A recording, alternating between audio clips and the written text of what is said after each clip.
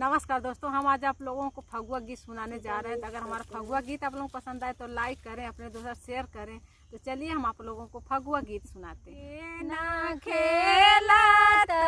हो गे ना खेलत कुंवर कन्हाई गे ना गही मारी उछड़ लगे पर लागल उछड़ लगे नागर के चुनारी पर लागल चुनारी का रंग उड़ाई गेदा गई मारी अब चुनारी का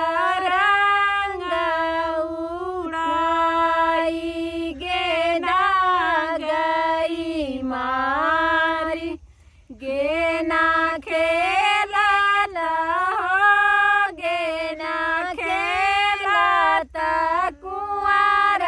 कन्हाई गेना गही माँ खेलत हो गेना खेलत कुंवर कन्हाई गेना मारी गेना खेलत हो गेना खेलत कुंवर कन्हाई गेना गही मारी उछड़ लगे ना बिंदिया पर लागल उछड़ लगे नागर के बिदिया पर लागल बिदिया करो हमरे बिदिया करंगा उतारी गेदा गई मारी